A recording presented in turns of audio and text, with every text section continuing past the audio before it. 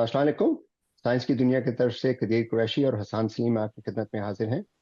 और आज हम बात करेंगे डॉक्टर प्रोफेसर अब्दुल सलाम की फिज़िक्स में कंट्रीब्यूशंस और उनको जो नोबेल इनाम मिला था, वो वाकई इनाम के हकदार थे या नहीं थे। क्योंकि हमारे यहाँ आजकल डॉक्टर साहब के खिलाफ कुछ ऐसी बातें की जा रही हैं जिनसे लोगों के दिलों में हो सकता है कि कुछ शकूक व शुबहात हों।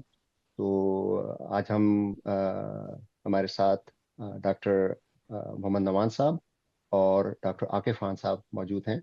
और वो दोनों जो हैं वो अपने अपने फील्ड में एक्सपर्ट्स हैं। डॉक्टर नोमान जो हैं वो पीएचडी हैं फिजिक्स में, कंडेंस मैटर फिजिक्स में उनकी रिसर्च है। पाकिस्तान में नर्स में पढ़ाते हैं और आजकल ऑस्ट्रिया में है एक research innovation and training programme में, जहाँ पे वो दुनिया के बहुत से दूसरे साइंसदानों के साथ मिलकर कंडेंस मैटर पर रिसर्च कर रहे हैं। और डॉक्टर आकिब खान साहब जो है वो इनऑर्गेनिक केमिस्ट्री में पीएचडी है उनकी। वो भी पढ़ाते हैं। और कायद आज़म यूनिवर्सिटी के साथ में से उन्होंने मास्टर्स किया था। उसके अलावा नस से उन्होंने मास्टर्स किया था, तो दो मास्टर्स कर रखे हैं। जैसे मैंने अर्ज किया, पीएचडी कर रखी है उन्होंने। और उसके अलावा पोस्ट डॉक किया है उन्होंने। और आजकल जाने वाले हैं जर्मनी में सीनियर रिसर्च फेलो की पोजीशन पे। और इस वक्त वो चाइना में रिसर्च फेलो की पोजीशन पे हैं। और उसके अलावा डॉक्टर साहब जो हैं वो उनकी अपनी पॉडकास्ट है, लिखते हैं, ब्लॉगर हैं। बहुत सी जगहों पे शायद आपने उनका नाम देखा होगा। तो हम बहुत खुशकिस्मत हैं कि ये दो एक्सपर्ट हमारे पास हैं। और उसके अलावा आप जानते हैं कि हसन सलीम साइंस की दुनिया के एडमिन हैं और ये भी फिजिक्स में पीएचडी कर रहे हैं। और डॉक्टर अब्दुल सलाम पर इन्होंने खुद बहुत रिसर्च की है, बहुत सा मटेरियल इकट्ठा किया है। तो ये तीनों लोग जो हैं डॉक्टर साहब के काम से बहुत अच्छी तरह से वाकिफ़ हैं। और उसके अलावा जो साइंसी तहकीक का, पेपर लिखने का और उसके बाद जो पेपर शाया होने का जो प्रोसेस है, जिसको पीयर रिव्यू प्रोसेस कहते हैं, उससे अच्छी तरह वाकिफ़ हैं। तो सबसे पहले मैं दावत दूंगा डॉक्टर नौमान को। डॉक्टर साहब, डॉक्टर अब्दुल सलाम साहब का जो कंट्रीब्यूशन है उसके बारे में और जो नोबेल का जो प्रोसेस के बारे में हमें अपने ख्यालात से आगाह कीजिए। जी बहुत शुक्रिया कदीर कुरैशी साहब और इस मौजू के ऊपर बात करने के लिए। आई थिंक ये इम्पोर्टेंट है क्योंकि पाकिस्तान के अंदर साइंसी हवाले से अगर बात की जाए तो सामने ये कुछ ही नाम आते हैं और उसके अंदर सबसे बड़ा प्रोमिनेंट नाम जो है वो डॉक्टर अब्दुल सलाम का है। तो उनकी कंट्रीब्यूशन और उनकी जो साइंस की दुनिया के अंदर उमूमन जो उनकी पोजीशन है उस हवाले से बात करना ज़रूरी है। तो जनरली आई थिंक हम सारे साइंस की फील्ड से वाबस्ता हैं और हमें पता है कि साइंस के अंदर चीज़ें कैसे काम करती हैं। अम, दूसरी जंग अजीम के बाद पार्टिकल फिजिक्स के ऊपर काम बहुत तेज हुआ था। 1950 से ऑनवर्ड्स 19 आप समझ लें 80s तक ये वो दौर है कि काम बहुत आप समझ लें एक्सपोनेंशियली फास्ट था। और इसके अंदर बड़े बड़े लोगों ने बहुत बड़ी बड़ी कंट्रीब्यूशन की है पार्टिकल फिजिक्स के अंदर। मैं बहुत जनरल इसका ओवरव्यू दूंगा क्योंकि आई थिंक पार्टिकल फिजिक्स के लोग इस हवाले से ज़्यादा डिटेल से उनके साइंटिफिक एस्पेक्ट के ऊपर तफसील से बात कर सकते हैं। जी। मैं एक ब्रॉडर ब्रॉडर कंटेक्स्ट बताऊंगा कि उसके अंदर हो क्या रहा था उस दौर के अंदर। तो हम सब कह रहे हैं मैं 1912 के अंदर 1912 में सुपर कंडक्टिविटी इजाद हुई थी। कैमरलिंग ऑनेस्ट ने की थी, एक्सपेरिमेंटल डिस्कवरी थी बहुत बड़ी। और फिर उसको अंडरस्टैंड करने के हवाले से उसके अंदर फिर आई थिंक तकरीबन 45 साल का अरसा लगा कोई थ्योरी बनाने के अंदर। हम्म। 1957 में बर्दीन, कूपर एंड श्रीफर ये तीन साइंसदान थे, उन्होंने एक थ्योरी प्रपोज की थी जो हमें हेल्प कर रही थी उस सुपर कंडक्टिविटी के फिनोमेना को अंडरस्टैंड करने के अंदर। तो ये थोड़ा सा मैं उसका बैकग्राउंड कॉन्टेक्स्ट बता रहा हूँ कि हो क्या रहा जी। था उस दौर में। सही। हम्म। और इसको फिर हम कनेक्ट करेंगे कि सलाम की कंट्रीब्यूशन क्या थी। और वो जनरली सिर्फ हमारा तो ये तासर है कि वो सिर्फ पार्टिकल फिजिक्स और इस फील्ड के अंदर उनकी ज्यादा कंट्रीब्यूशन है, लेकिन वो काफी कनेक्टेड है बाकी फील्ड्स के साथ भी। Super conductivity, condense matter physics, ये चूंकि मेरी फील्ड है तो मैं उसके साथ अपना जो हमारा लिंक है वो मैं कनेक्ट करने की कोशिश कर रहा हूँ। तो ये बेसिकली साइंस के अंदर चूंकि दोनों तरह से चीजें काम करते हैं कि या तो एक्सपेरिमेंटल डिस्कवरी होती है और फिर उसके लिए थ्योरी प्रपोज की जाती है कि हम अंडरस्टैंड कर सकें कि ये जो एक्सपेरिमेंटल ऑब्जर्वेशन आई है इसको ड्राइव करने के पीछे कौन से लॉज हैं, या अगर नहीं है तो कौन से लॉ पॉसिबल हो सकते हैं। तो ये सुपर कंडक्टिविटी को एक्सप्लेन करने के अंदर फिर डिफरेंट किस्म के, क्योंकि एक्सपेरिमेंटल वो थी, डिस्कवरी थी, तो डिफरेंट मॉडल्स आए, लंदन इक्वेशंस आई, बाकी ये कंडेंस मैटर फिजिक्स से या फिजिक्स के जितने स्टूडेंट्स हैं उनको पता है, सॉलिड स्टेट फिजिक्स जिन्होंने यूनिवर्सिटी में अंडर ग्रेजुएट लेवल पे पढ़ी है। 1957 की ये थ्योरी आई थी, लेकिन इस थ्योरी के अंदर प्रॉब्लम ये था कि इसके अंदर एक सिमेट्री है जिसको गेज सिमेट्री कहते हैं, वो ब्रेक होती है। तो इस हवाले से काम चल रहा था और ये एक प्रॉब्लम था कि जी अगर गेज सिमेट्री ब्रेक हो रही है तो ये एक प्रॉब्लम है, इसको कैसे फिक्स किया जाए। तो इस दौरान आई थिंक 1962 में शायद सलाम, गोल्डस्टोन और वाइनबर्ग इन्होंने एक पेपर लिखा था ब्रोकन सिमेट्रीज के ऊपर। और जब ये गोल्डस्टोन गोल्डस्टोन भी आई थिंक पार्टिकल फिजिक्स से रिलेटेड था, लेकिन उनकी इस थ्योरी के बाद ये चीज कंडेंस मैटर फिजिक्स के अंदर भी आ गई कि जी हम इसको अंडरस्टैंड कर सकते हैं, यही कॉन्सेप्ट हमें हेल्प कर सकता है कि ये कोई प्रॉब्लम नहीं है बीसीएस थ्योरी का, बल्कि ये एक चीज है जो जो पॉसिबिलिटी है इसकी, ये हो सकती है। तो उसी कॉन्टेक्स्ट के अंदर गिलमान की भी, मोरे गिलमान, इस गिलमान का मैं इसलिए जिक्र कर रहा हूँ कि इनको 10 साल पहले, सलाम से 10 साल पहले 1969 में नोबेल प्राइज मिला था। और इनका इनकी एक और अहमियत इस हवाले से है कि सलाम के बारे में जब बात होती है कि जी उनकी रिकमेंडेशंस भेजी थी डिराक ने, आई थिंक पाकिस्तान के अंदर जब ये डिस्कशन हो रही थी तो उसके अंदर इस एस्पेक्ट का भी जिक्र किया गया था कि जी उनको डिराक ने रिकमेंड किया था। तो ग्लाशोफ के केस को स्ट्रांगली सपोर्ट करने के अंदर गिलमान का किरदार था। और कहा जाता है कि इस रेस के अंदर एंड तक उनका इस तरह से जिक्र नहीं हो रहा था कि जितना गिलमान ने फिर एंड पे उसको सपोर्ट किया। बहरहाल ये उसका एक और मौजू है, एक और पहलू है। लेकिन ये चीजें चल रही थी तो आप इससे अंदाजा लगा सकते हैं कि इस पार्टिकल फिजिक्स से हट के सलाम का काम कंडेंस मैटर फिजिक्स के अंदर कैसे इनडायरेक्टली हेल्प कर रहा है। एक एक्सपेरिमेंटल ऑब्जर्वेशन के लिए एक थ्योरी जब डेवलप हो रही है उसके अंदर इनडायरेक्टली, तो ये तो डेफिनेटली आई थिंक सलाम की जो कंट्रीब्यूशन है उससे कोई इनकार नहीं है। और जाहिर बात है इसके ऊपर अगर कोई मुझे बताएगा तो डेफिनेटली मैं पहले ये सवाल पूछूंगा कि अगर कोई उनकी कंट्रीब्यूशन के हवाले से ये कह रहा है कि ये उस लेवल की कंट्रीब्यूशन नहीं है, तो सवाल ये होगा कि जो बंदा क्लेम कर रहा है उनकी अपनी कंट्रीब्यूशन क्या है। क्योंकि ये सिस्टम, एजुकेशन सिस्टम और पूरी दुनिया के अंदर जनरली एक रिवाज है कि मास्टर्स के स्टूडेंट को इवेलुएट करने के लिए पीएचडीज होते हैं, पीएचडीज को इवेलुएट करने के लिए सीनियर प्रोफेसर होते हैं, और फिर जो नोबेल प्राइज का जो सिस्टम है ये तो कोई एक रिकमेंडेशन नहीं होती, ये तो एक पूरा प्रोसेस है। आई थिंक इस सेशन के अंदर बाकी हमारे मोअज़्ज़ज़ साथी हैं जो इसके ऊपर तफसील से बात कर सकते हैं। दूसरे पहलू की तरफ अगर हम आ जाएं कि जी ये एक प्लेजरिज्म थी, तो ये तो बहुत बड़ा दावा है। मतलब मेरे लिए, मैं अगर इस पाए के साइंसदान के हवाले से ये बात किसी इशारे में भी कहूंगा तो मैं 1000 दफा सोचूंगा कि मतलब ये तो पूरे एक सिस्टम के ऊपर क्वेश्चन मार्क आ रहा है, सिर्फ एक शख्सियत के ऊपर नहीं। तो और हमें पता है कि नोबेल प्राइज की जो हिस्ट्री है शुरू से हम देख रहे हैं कि अभी तक जितने लोगों को मिला है डिजर्विंग लोगों को मिला है। तो प्लेयरिज्म, आई डोंट नो कि इसको किस तरह से उसके साथ जोड़ने की कोशिश की गई है पाकिस्तान के अंदर डिस्कशन जो हो रही है इन दिनों में।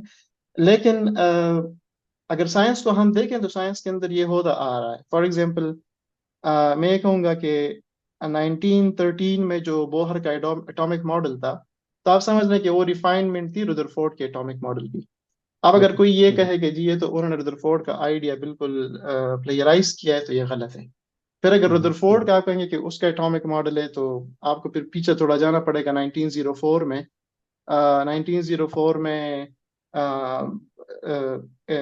जे थॉमसन ने एक प्लम पुडिंग मॉडल पेश किया था, जो कि पहले एक तस्वर था कि एटम न्यूट्रल क्यों है जनरली। सही। तो उधर जाना पड़ेगा, फिर पीछे पीछे आप जाते हैं तो आप यही फील होता है कि एक ने दूसरे के काम को एक्सटेंड किया है एक किस्म का। और हम्म। ऐसा नहीं है कि उन्होंने पूरा का पूरा वो उठाया। तो साइंस के अंदर ऐसी चीजें काम करती हैं कि कोई थ्योरी आती है और फिर उसको, अगर उसके अंदर कहीं पर कमजोरी आए तो उसको रिफाइन करने या एक दूसरी सॉलिड थ्योरी प्रपोज की जाती है। तो अगर उस कॉन्टेक्स्ट में सलाम के काम के बारे में बात की जाती है तो ये भी असल में ज्यादा सॉलिड अप्रोच नहीं है, क्योंकि सलाम का काम किसी दूसरे काम की एक्सटेंशन नहीं थी, वो बाई इटसेल्फ एक चीज है। कि बंदा कहे कि जी ये बोहर की तरह का एक कॉन्सेप्ट था, जिन्होंने रदरफोर्ड का मॉडल लिया और कहा कि एटम तो कोलेप्स नहीं हो रहा एवरीडे लाइफ के अंदर, तो लिहाजा नया मॉडल प्रपोज करना चाहिए, क्योंकि रदरफोर्ड के मॉडल के अंदर यही प्रॉब्लम था। तो सलाम के काम के अंदर ऐसी कोई चीज नहीं है, बल्कि गिलमान खुद, गिलमान चूंकि मैंने शुरू में जिक्र किया कि वो पहले बंदे हैं जिन्होंने सिमेट्री पार्टिकल फिजिक्स के अंदर इंट्रोड्यूस कराई, और गिलमान मैट्रिसेस के नाम से 8 मैट्रिसेस हैं जो उन्होंने इंट्रोड्यूस कराए।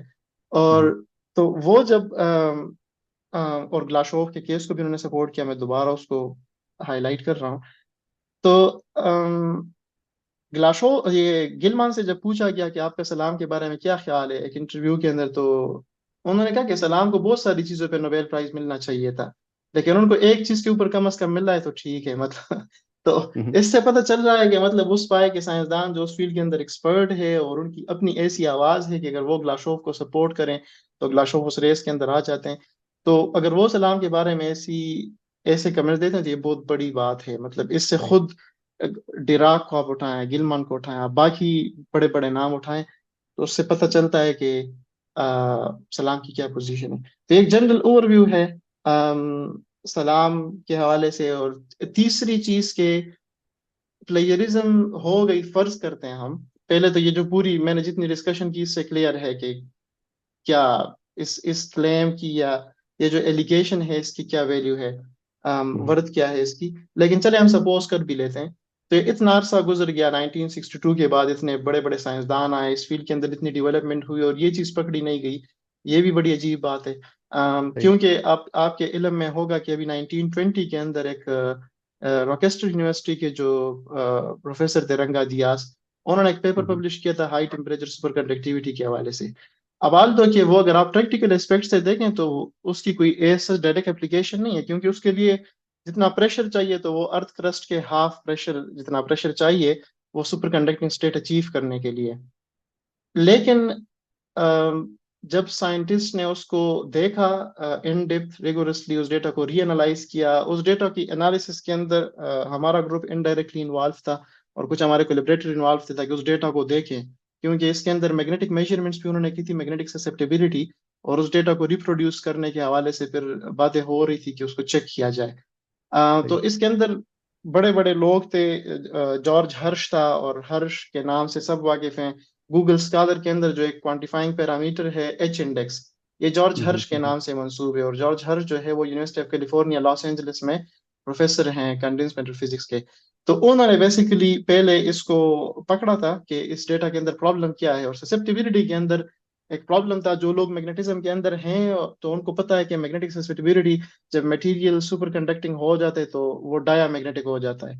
तो उन्होंने वो ससेप्टिबिलिटी टेस्ट दिखाई तो उसके अंदर लो टेम्परेचर पे कोई एनॉमली, कोई ऐसी अनयूजुअल सी चीज आ रही थी, और उसी को जब उन्होंने इन्वेस्टिगेट किया तो उनको पता चला कि प्रॉब्लम है डेटा के अंदर।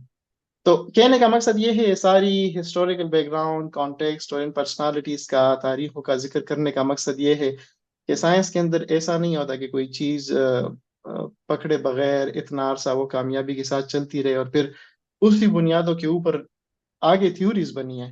तो अगर बिल्कुल। वो कंट्रीब्यूशन कमजोर होती या उसकी कोई वर्थ ना होती तो डेफिनेटली वो अभी तक चीज डिस्क्लोज हो जाती। जी बिल्कुल। मतलब मैंने जैसे पहले अर्ज किया था, मेरा तो खैर ये फील नहीं है, लेकिन जब भी मैं फिजिक्स की हिस्ट्री की किताब पढ़ता हूँ, कोई भी, मतलब बहुत सारी किताबें हैं, बहुत से बड़े बड़े साइंसदानों ने लिखी हैं, तो जब स्टैंडर्ड मॉडल का जिक्र आता है तो उसमें ये जिक्र जरूर आता है कि इलेक्ट्रोवीक सिमेट्री जो है वो बुनियाद बनी, बाकी बाद में डेवलपमेंट की, जिसकी बेस पे फिर ये स्टैंडर्ड मॉडल बना। और इलेक्ट्रोवीक थ्योरी की जब भी बात आती है तो वो you know doctor Abdul Salam का जिक्र उसमें जरूर आता है। और मैंने कहीं ये नहीं सुना कि किसी ने इलेक्ट्रोवीक थ्योरी का जिक्र किया हो और ग्लाशो का जिक्र हो, वाइनबर्ग का जिक्र हो, लेकिन डॉक्टर सलाम का जिक्र ना हो। तो फिजिक्स की कम्युनिटी में ये इस्टेब्लिश है कि डॉक्टर सलाम का कंट्रीब्यूशन जो था इलेक्ट्रोवीक थ्योरी में वो मुसल्लमा है। तो मेरे ख्याल में तो साइंस की फिजिक्स की जो फील्ड है उसमें जो उस लेवल के साइंटिस्ट हैं उनमें किसी के जहन में ऐसा कोई शुबा नहीं है कि डॉक्टर सलाम के काम पे कोई एतराज किया जाए या उस पे शक का इजहार किया जाए। ये बदकिस्मती से सिर्फ हमारे यहाँ ही होता है। तो डॉक्टर आकिब खान साहब, आपसे मैं दरख्वास्त करूंगा कि कुछ हमें ये बताइए कि फिजिक्स या जनरली साइंस की फील्ड में एकेडमिक पेपर्स कैसे लिखे जाते हैं, उनकी इवैल्यूएशन कैसे होती है, पब्लिकेशन का प्रोसेस क्या है, पीयर रिव्यू का प्रोसेस क्या है, और क्या ऐसा मुमकिन है कि ऐसा कोई प्लेजरिज्म हो इतने बड़े लेवल के किसी साइंसदान के नोबेल लॉरियट के पेपर में और वो उसके कोई रिपोर्ट ना हो, उसके कोई रिट्रैक्शन ना हो या उस पर कोई एक्शन ना लिया जाए। जी बहुत शुक्रिया इनवाइट करने का इस डिस्कशन के लिए। साइंस में बेसिकली सबसे पहले तो जो बंदा रिसर्च के लेवल पर पहुंचता है या कोई मकाला लिखता है, पेपर लिखता है, उस लेवल तक पहुंचने के लिए ही उसको 16 से 18 साल तक बुनियादी तालीम हासिल करनी पड़ती है। कन्वेंशनल सही। जो बैचलर्स फिर मास्टर्स में आकर मकाला लिखने के काबिल होता है। कुछ लोग बैचलर्स में भी लिख लेते हैं, लेकिन जी। तरीक़ाकार ये होता है कि आपका एक हाइपोथेसिस होता है जो कि based on previous knowledge, sound knowledge होता है, और उसकी बुनियाद पर आप एक हाइपोथेसिस, वेल इन्फॉर्म्ड हाइपोथेसिस, ये नहीं कि कोई भी बात कर दी कि ऐसे हो जाएगा खुद से। वेल इन्फॉर्म्ड हाइपोथेसिस होता है। उस हाइपोथेसिस को टेस्ट करने के लिए एक्सपेरिमेंट्स डिज़ाइन किए जाते हैं कि और वो एक्सपेरिमेंट्स उसको प्रूव करने के लिए नहीं डिज़ाइन किए जाते, उसको सच साबित करने के लिए हाइपोथेसिस को डिज़ाइन नहीं किए जाते, बल्कि उसको फाल्सिफाई करने के लिए डिज़ाइन किए जाते हैं कि किस तरह हम इस हाइपोथेसिस को गलत साबित कर सकते हैं। तो इसको सही। साइंस में जो है फाल्सिफिकेशन की थ्योरी कहा जाता है, और ये बहुत बुनियादी और अहम थ्योरी है साइंस के लिए, जो कार्ल पॉपर ने दी थी। और उसके मुताबिक आप ये हर मुमकिन कोशिश करते हैं कि जो आपने हाइपोथेसिस, वेल इन्फॉर्म्ड हाइपोथेसिस दी है साइंटिफिक, उसको किसी न किसी तरह गलत साबित करें। जब वो गलत साबित नहीं होता और उसके साथ मुख्तलिफ कंट्रोल्स लगाए जाते हैं, एक्सपेरिमेंट्स होते हैं, टेस्टिंग होती है, मॉडल्स होते हैं, थियोरेटिकल मॉडल्स होते हैं। पहले वो मॉडल्स बनाए जाते हैं मैथमेटिकल, और उनके ऊपर उसको एक्सपेरिमेंटल डेटा को परखा जाता है कि कितने परसेंट वो डेटा मैच कर रहा है थियोरेटिकल मॉडल के साथ। उसके बाद फिर आप उस मकाले को बाकायदा तरीक़ेकार से लिखते हैं, इंट्रोडक्शन देते हैं, बैकग्राउंड उसका जो है वो देते हैं कि हम ये काम क्यों कर रहे हैं। फिर उसके बाद आप एक्सपेरिमेंटल और मेथड्स जो हैं वो उसमें मेंशन करते हैं। फिर उसके बाद आप डिस्कशन, जो रिजल्ट्स होते हैं उनके ऊपर डिस्कशन करते हैं, और उसमें वो आप अपना जितना तरीक़ेकार और जो एक्सपेरिमेंट्स से आपके पास डेटा आया है उसको, उसके ग्राफ्स बनाते हैं, उनके उनके ऊपर बात करते हैं, फिर कंक्लूजन होता है। उसके बाद वो पेपर जब आप एक फ़ाइनल हालत में लिख लेते हैं, तो उसको आप किसी जरीदे को, किसी जर्नल को भिजवाते हैं जो कि आपकी फ़ील्ड का हो या उसके स्कोप में आपका काम आता हो। उसके बाद वो जर्नल का जो एडिटर होता है, पहले स्टाफ होता है, वो देखता है कि क्या वाक़ई जो ये मकाला है वो हमारे जरीदे के स्कोप पे पूरा उतरता है या नहीं। फिर वो एक सीनियर एडिटर को भेजते हैं। सीनियर एडिटर वहाँ पर ये फ़ैसला करता है कि क्या ये काम इसकी इतनी वर्थ है कि हम आगे इसको पीयर रिव्यू के लिए भिजवाएँ। फिर उसके बाद वो 2 से 3 बाज़-औक़ात 4, हमारा एक पेपर था उसमें 8 रिव्यूअर्स थे। तो बाज़-औक़ात इतने ज़्यादा रिव्यूअर्स भी हो जाते हैं। उनको भेजता है जिसका वो जो मकाला लिखने वाले जो साइंसदान या रिसर्चर्स होते हैं, उनको बिल्कुल इल्म नहीं होता कि हमारा पेपर किन फ़ील्ड के एक्सपर्ट्स के पास गया हुआ है। उन फ़ील्ड के एक्सपर्ट्स के पास वो पेपर जाता है, वो उसको पढ़ते हैं, परखते हैं, ये काम ठीक है या नहीं है। अगर ठीक है तो उसमें क्या बेहतरी की गुंजाइश है, वो उसके ऊपर कमेंट्स करते हैं, सजेशंस देते हैं, मज़ीद एक्सपेरिमेंट्स या मज़ीद डेटा जो है वो माँगते हैं। और वो ख़त बाकायदा बाद में दोबारा एडिटर को लिखते हैं कि इस मकाले में ये चीज़ें बेहतर बनाने की ज़रूरत है, या इसको रिजेक्ट कर दें, या मेजर रिविजन्स कर दें या माइनर रिविजन्स कर दें। फिर वो एडिटर उन सारे कमेंट्स को, क्वेश्चंस को और सजेशंस को इकट्ठा करके दोबारा ऑथर्स को भेजता है, और वो ऑथर्स उनको पढ़ते हैं, और जब तक वो उन सारे कमेंट्स का जवाब नहीं देते उस वक्त, और उन रिव्यूअर्स को दोबारा वो सेंड किए जाते हैं जवाबात, और दोबारा से लिखा गया पेपर है बेहतर पेपर, और जब तक वो रिव्यूअर्स सेटिस्फाई नहीं होते, एडिटर सेटिस्फाई नहीं होता, वो पेपर हरगिज़ भी पब्लिश नहीं हो सकता। तो बुनियादी तौर पर जो पेपर पब्लिश होने का वो है, ये तरीक़ेकार है। उसके बाद भी वो पेपर पब्लिकली जब अवेलेबल हो जाता है, उसके बाद भी उसको रिप्रोड्यूस किया जा सकता है। उसके साथ जो आजकल तो डेटा भी आपको देना पड़ता है, रॉ डेटा भी देना पड़ता है, और रिक्वेस्ट कर सकते हैं, अगर उसके साथ ना हो पेपर के साथ, तो आप ऑथर से, कॉरेस्पॉन्डिंग ऑथर होता है, उससे रिक्वेस्ट कर सकते हैं। अगर उसके बाद भी उस पेपर में कोई प्रॉब्लम आता है, ये जो कि उन रिव्यूअर से या एडिटर से नज़रअंदाज हो गया है, तो उसके ऊपर ऑब्जेक्शन करके उस पेपर को रिट्रैक्ट भी किया जा सकता है। कई पेपर जो हैं वो इस तरह से रिट्रैक्ट भी हो जाते हैं जब बाद में उनका काम रिप्रोड्यूस नहीं हो सकता, या उनमें कोई ऐसा फ्लॉ होता है जो पहले नहीं मालूम किया जा सकता, क्योंकि ओपन रिसर्च होती है और सारी साइंटिफिक कम्युनिटी के पास उसकी एक्सेस होती है। सही। तो ये तो खैर वो पब्लिकेशन का हो गया। अब बात करते हैं नोबेल कमेटी के जो डिसीजन होते हैं उसका प्रोसेस होता है। एक हमारे यहाँ ये भी इल्ज़ाम लगाया गया था कि डॉक्टर साहब ने खुद अपने आप को नॉमिनेट किया। तो क्या ये पॉसिबल है कि कोई ऐसा शख्स जिसका कंट्रीब्यूशन उस लेवल का ना हो, लेकिन वो कोई लोगों को खाने पे बुला के या उनको कोई लेविश वो पार्टियां दे के वो नोबेल कमेटी को कन्विंस कर ले कि हाँ जी नोबेल इनाम इसी को देना है इसलिए कि इसने हमें खाना खिलाया था या इसने हमें सैर कराई थी? ऐसा कोई मुमकिन होता है? हाँ, इस तरह होता तो फिर तो हमारे पाकिस्तान में कई लोगों के पास नोबेल होता। सही सही सही। बेसिकली जो नोबेल प्राइज़ की अपनी वेबसाइट है, उसके ऊपर ये क्लियरली मेंशन्ड है कि नोबडी कैन नॉमिनेट हिमसेल्फ और हरसेल्फ। तो कोई भी शख्स अपने आप को नॉमिनेट नहीं कर सकता, ये तो बिल्कुल ही लग़व बात है।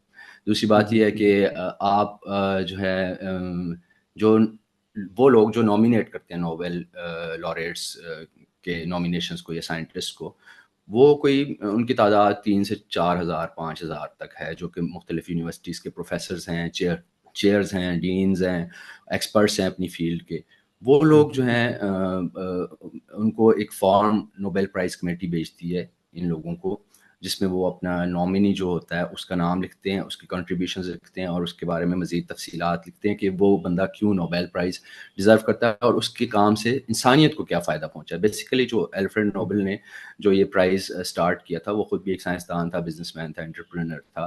तो वो नोबेल फाउंडेशन बनाने का और ये प्राइज़ का उसका मकसद ही ये था कि वो काम जिनसे इंसानियत को फ़ायदा पहुँचा हो, उन कामों को जो है वो नोबेल प्राइज़ दिया जाएगा हर साल।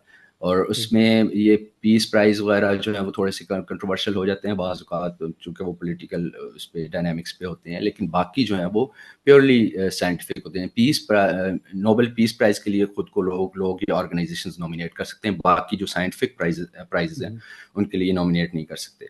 तो सबसे पहले वो फॉर्म जो नोबेल फाउंडेशन है वो भेजती है 3-4 हज़ार लोगों को, और वो लोग जो हैं वो उसमें बंदे की डिटेल्स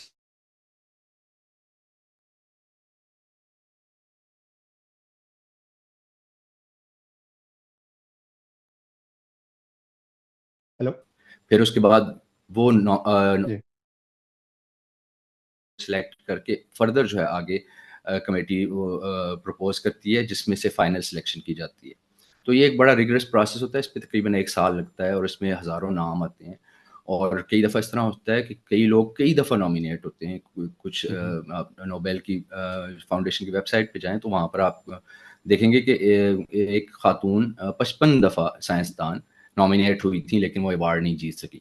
और इस तरह से कुछ ऐसे लोग हैं जो पहली दफ़ा में भी इनाम जीत जाते हैं। नोबेल इनाम पे वैसे आम पब्लिक में कॉन्स्पिरेसीज़ और साज़िशें वग़ैरह बनती रहती हैं, या जो इस तरह से कुछ थोड़े बहुत सियासी मामलात, जिस तरह रोज़ालिंड फ्रैंकलिन का आपने सुना होगा जी। कि वो डिज़र्व करती थी इनाम, या इवन ये जो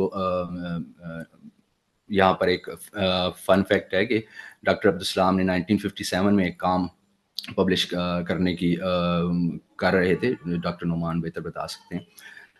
तो वो उनको जो है पॉल डिराक ने मना कर दिया था कि ये काम इतना राइट ऑथेंटिक नहीं है, इसमें कोई वजन नहीं है, तो आप इसको पब्लिश ना करें। तो उन्होंने काम छोड़ दिया।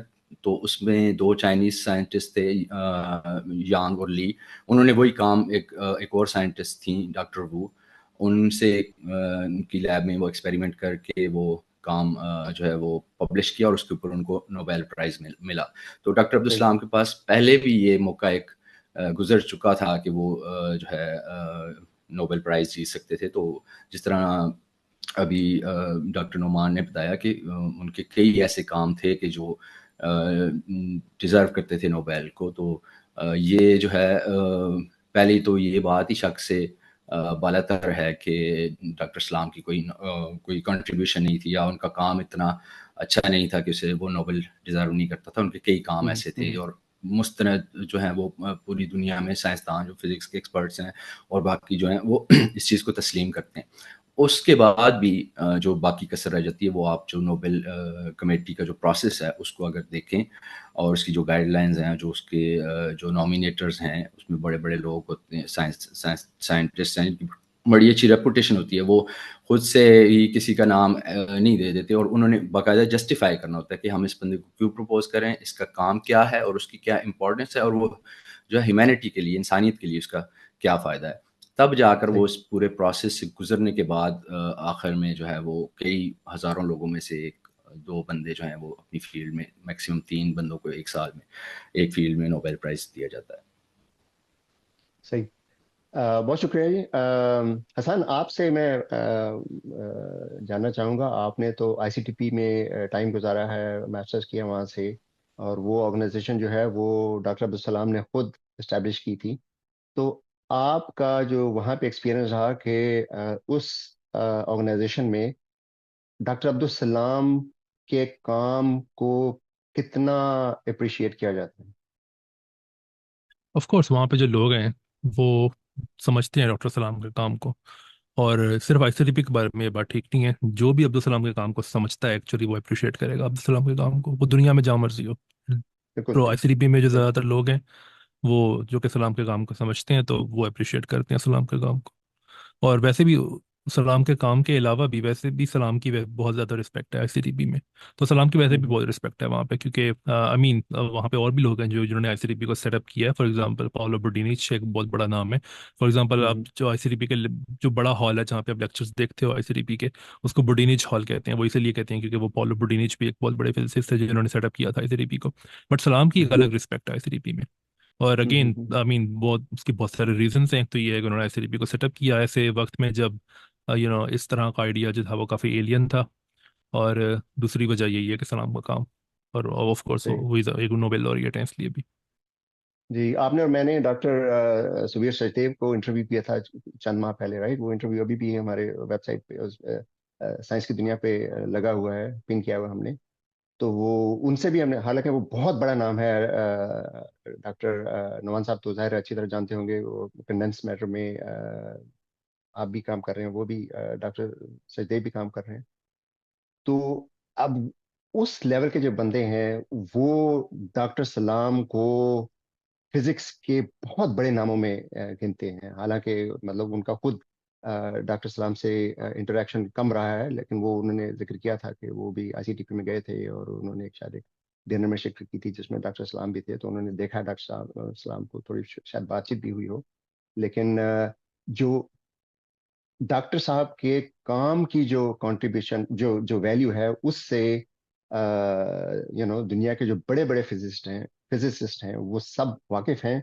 और मैंने ये जो पाकिस्तान में अभी शोशा छोड़ा गया है, उसके अलावा मैंने किसी बड़े साइंसदान का कोई ऐसा अ, नहीं सुना कि किसी बड़े साइंसदान ने डॉक्टर साहब के काम पे सवाल उठाया हो या ये कहा हो कि उनका काम इतना बड़ा नहीं था कि उसे नोबेल इनाम दिया जाए, या ये कि उनका जो कंट्रीब्यूशन है वो प्लेजरिज्म है उसमें।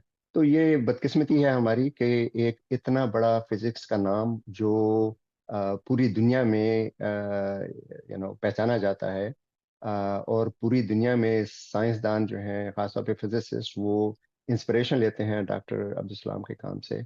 हमारे यहाँ उनके काम की प्रचार नहीं किया जाता, बच्चों को नहीं बताया जाता उन्होंने क्या किया, कितना बड़ा नाम था। हालांकि ये बहुत बड़ा एक मौका होता है अपने बच्चों को इंस्पायर करने का कि आपके कौम का एक शख्स जो है वो उसका इतना बड़ा कंट्रीब्यूशन है। तो हमारी बहुत बहुत ये बदकिस्मती है।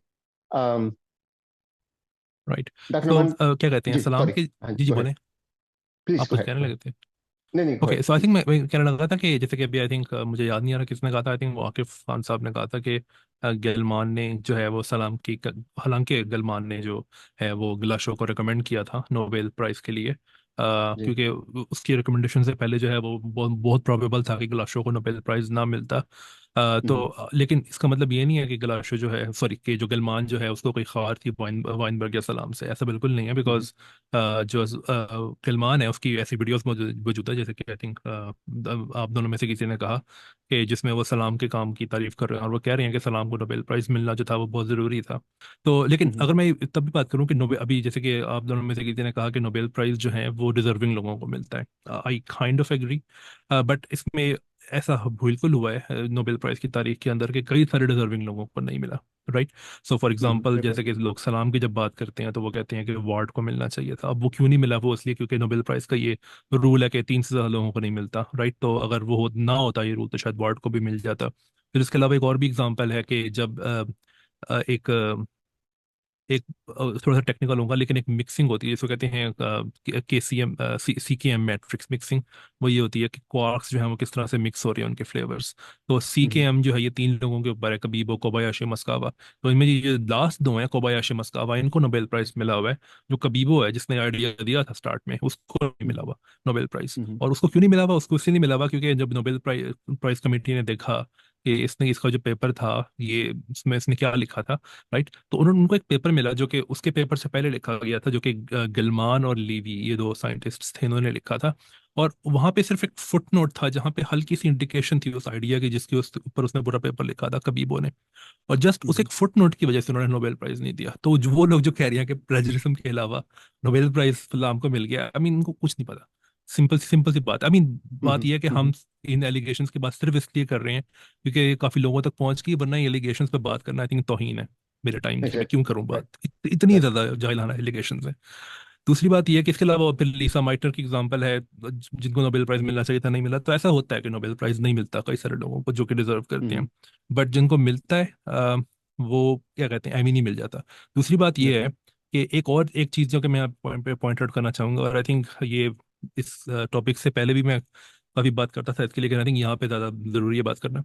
अभी चेक करें कि पाकिस्तान में जब बैचलर्स या मास्टर्स के एडमिशन्स होते हैं यूनिवर्सिटीज़ में, ठीक है, तो एक की चीज़ जो मिसिंग होती है, जो कि आई थिंक बाकी दुनिया में हर जगह होती है, वो ये है कि रेफरेंस लेटर नहीं लेते वो।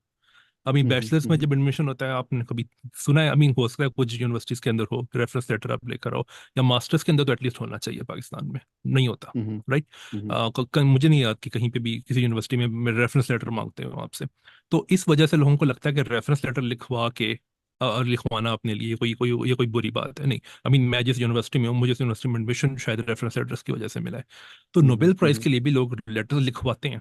राइट। मैंने कुछ एकेडमिक्स को भी देखा है जो कहते हैं कि कह रहे थे कि हाँ, सलाम को शायद लेटर्स नहीं लिखवाने चाहिए थे। आई मीन नोबेल प्राइज का जो डिसीजन होता है वो बेस होता है उन लेटर्स के ऊपर। तो लेटर्स लिखवाना जो है इट्स अ नॉर्म। ऐसा नहीं है कि उन्होंने कोई ऐसा काम कर दिया था सलाम ने जो कि बाकी लोगों ने नहीं किया था। आई मीन फॉर एग्जांपल जो ग्लाशो है उसने भी लेटर्स लिखवाए थे। राइट। हम्म तो हम्म क्या कहते हैं, ये दूसरी बात जो है ये भी बहुत ही अजीब है, लोगों जो बात कर रहे हैं। तीसरी बात जो कि सब आई थिंक सबसे ज्यादा अजीब है वो ये है कि ग्लाशो ने इंटरव्यू के अंदर जो कहा है वो ये है कि सलाम और सलाम ने मेरा काम जो है वो, सलाम और वार्ड ने मेरा काम जो है उसको प्लेजराइज किया और मुझे साइट भी नहीं किया। ओके, पहली बात तो ये है कि ग्लाशो का काम आज हमें पता है कि जो 1960 का उसका पेपर था जिसका नाम है ये, क्योंकि ये ना टाइटल याद रखना, क्योंकि ना कई सारे पेपर हैं जो कि ना कंफ्यूज कर सकते हैं आपको कि कौन सा पेपर कब आया था। तो 1960 का जो पेपर है जो कि जिसका नाम है partial symmetries of weak interaction, ठीक है, ये ग्लाशो का पेपर था हम्म जिसकी वजह से उसको नोबेल प्राइज मिला है। पहली बात तो ये है कि आज हमें पता है कि हाँ ये पेपर था ग्लाशो का, वो इसलिए क्योंकि उसको नोबेल प्राइज मिल गया है और अब हमें पता है वो पेपर। जब सलाम और वार्ड में पेपर लिख रहे थे उस वक्त वो पेपर काइंड ऑफ अननोन था। आई मीन ऐसा कई दफा होता है कि लोगों को पता नहीं होता कि ओके ये जो हम काम कर रहे हैं ये कर चुका है कोई बंदा 1-2 साल हम्म, पहले। कई दफा फॉर एग्जांपल मेरा अपना एडवाइजर है, मैं पेपर पढ़ रहा हूँ इस वक्त अपने प्रोजेक्ट के लिए। ये पेपर जो है इसने मेरे एडवाइजर का सारा काम लिखा हुआ है और साइड भी नहीं किया उसको, लेकिन मैं पढ़ रहा हूँ। मैं जाके मार हम्म, तो नहीं दिया उसको कि तुमने साइड क्यों नहीं किया, क्योंकि एडवाइजर जी, का जो पेपर था वो उतना नोन नहीं था। ठीक है। राइट। तो दूसरी ये बात यह है कि एक ऐसा थोड़ी भी नहीं सी है कि एक ये, हाँ, एक मैं बात जी। करना चाहूंगा। आजकल के जो बच्चे हैं, जो जिनके पास इंटरनेट एक्सेस है, सेल फोन है, स्मार्टफोन है, वो शायद ये समझते हैं कि उस जमाने में भी वो ऐसा होता था कि आप गूगल सर्च करें तो सारे पेपर निकल आएंगे, राइट। आई मीन नहीं, ये आई हम मीन बात कर मैं रहे हैं 60s की, राइट, जब राइट राइट राइट। कुछ ऐसा नहीं होता था। आपको लाइब्रेरी में जाके खुद वो जो पब्लिकेशन है एक एक को सर्च, यानी किताबें खोल के वो देखना पड़ता था। तो ये, right. Please go I ahead. Mean वो लाइब्रेरी में भी तब जाओ ना, आपकी जब लाइब्रेरी में पेपर अवेलेबल हो, कई दफा तो पेपर भी अवेलेबल नहीं होते थे, वो इतना बिल्कुल, टाइम लगता था बिल्कुल, वहां पे प्री प्रिंट्स आने में। और दूसरी बात ये राइट। है कि अगर कोई पेपर रशिया में लिखा गया तो कोल्ड वॉर में वो पहुंचता भी नहीं था वेस्टर्न कंट्रीज के अंदर। फॉर एग्जांपल वो एक पेपर है लेonard सस्किंड का जिसमें उन्होंने बेरियोजेनेसिस के ऊपर एक पेपर लिखा था। इट टर्न्स आउट के वो वही कंडीशंस जो सस्किंड और एक और के कोलैबोरेटर थे सवास डेमोपोलिस स्टैनफोर्ड से, उन्होंने जो कंडीशंस दी थी वो एग्जैक्ट सेम कंडीशंस जो हैं वो रशिया में एक फिजिसिस्ट है आंद्रे साखरोव, वो उनसे कई साल पहले दे चुका था, लेकिन उनको पता ही नहीं था कि उसने ये दी हुई है, बिकॉज वो पेपर पहुंचते ही नहीं थे रशिया से अमेरिका, क्योंकि राइट, वो कोल्ड वॉर में राइट। ये क्या कहते हैं ये बैन लगा हुआ था। राइट। तो लाइब्रेरी में तो तब जाओ ना कि जब पेपर हो, पेपर कई दफा पहुंचते भी नहीं थे। राइट। तो अब गलाशो जो है वो यूएस में है और सलाम जो है वो यूके में है, तो हमेशा पेपर्स नहीं पहुंचते थे। आई मीन ऐसे नहीं कि कोई भी पेपर नहीं पहुंचता था, लेकिन सब नहीं पहुंचते थे। राइट। तो उस वक्त पेपर काइंड ऑफ अननोन था। अब दूसरी बात, मैंने राइट। कुछ लोगों को ये भी कहते सुना कि सलाम को शायद ग्लाशो से कोई खार थी, इसलिए उन्होंने साइट नहीं किया। ओके, दो बातें। पहली बात तो ये कि उल्टा जो है ना वो सही है कि ग्लाशो और वाइनबर्ग की एक लड़ाई थी। ठीक है। और चूंकि सलाम वाइनबर्ग के साथ एसोसिएटेड थे तो ग्लाशो को सलाम से भी कोई मसला था, लेकिन ये कहना कि सलाम को चूंकि ग्लाशो से खार थी इसलिए उन्होंने साइट नहीं किया, ये बात भी सही नहीं है। बिकॉज जिस पेपर की ग्लाशो बात कर रहा है जो कि 1964 में, अच्छा, सलाम के और वार्ड के जो पेपर थे ना उनके बारे में ये एक बात है कि ना उनके ना एक ही टाइटल से कई पेपर हैं।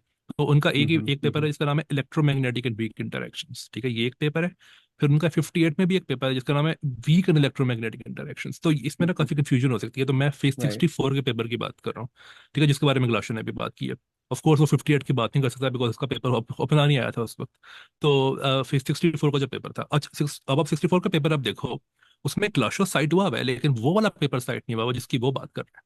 आई मीन ग्लाशो का जो पेपर है वो 1960 वाला है, वो कहता है वो साइट नहीं किया, हाँ वो नहीं किया, लेकिन ग्लाशो का साइट किया है। सेकंड साइटेशन जो है वो ग्लाशो की है, वो 1959 का पेपर है जिसमें उसने रिनॉर्मलाइजेशन ऑफ वेक्टर बोसॉन थ्योरीज की बात की हुई है उसमें। हाँ, उसने वो वाला पेपर है partial symmetries of weak interaction, वो साइट नहीं किया हुआ।